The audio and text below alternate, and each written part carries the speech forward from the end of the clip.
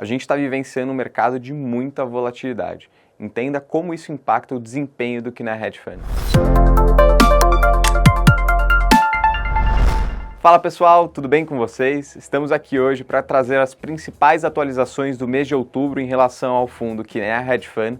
Antes de falar especificamente sobre a carteira e movimentações que a gente vem fazendo em cada uma das estratégias, a gente tem um recado importante de trazer aqui. Nos últimos meses, a gente tem vivenciado bastante volatilidade, não só no fundo, mas no mercado local como um todo. A gente tem visto um cenário mais desafiador em relação ao macro, taxas de juros mais elevadas, e aí as posições de renda variável acabam sendo negativamente impactadas nesse momento.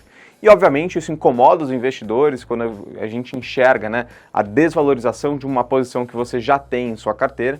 E talvez a principal pergunta que apareça é: tem alguma coisa acontecendo?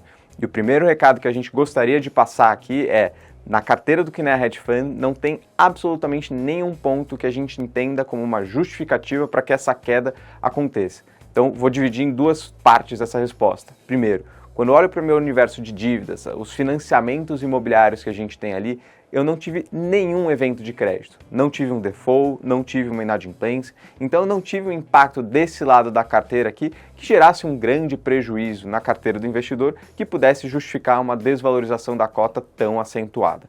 Quando a gente olha e fala tanto da posição de ações, quanto da posição de cotas de fundo imobiliário, quanto os imóveis, a gente não teve nenhuma mudança relevante dentro dessas posições que pudesse trazer um impacto de prejuízo, uma vacância maior em algum dos nossos ativos, uma perda muito acentuada em alguma das posições que fosse relevante para o fundo como um todo. Então, quando a gente olha a diferença do que está acontecendo com a carteira e com a precificação da cota no mercado secundário, a gente tem muita dificuldade de explicar isso.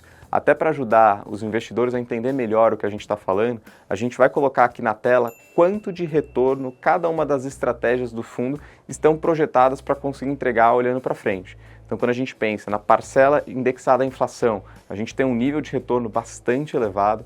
Quando a gente olha para os CRIs indexados ao CDI, que também fazem parte da carteira do fundo, tem um nível de retorno que dificilmente o investidor consegue acessar através de outros veículos que ele invista diretamente.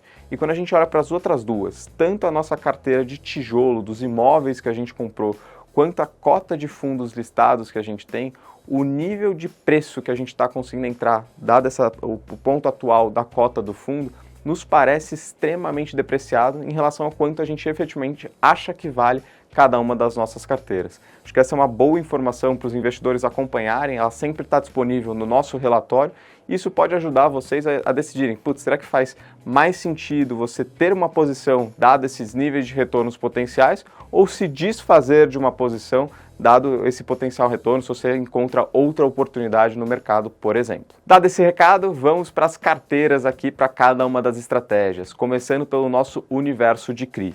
A gente não tem nenhuma novidade, a gente não realizou nenhuma nova alocação ao longo desse mês, mas vale o reforço. Não tem nada acontecendo com a carteira, seguem todas as operações saudáveis aqui, que a gente não vê nenhum tipo de preocupação de curto prazo, que continuam gerando juros aqui para os nossos investidores, o que tem permitido esse patamar de rendimento bastante resiliente que a gente vem oferecendo aqui nos últimos meses.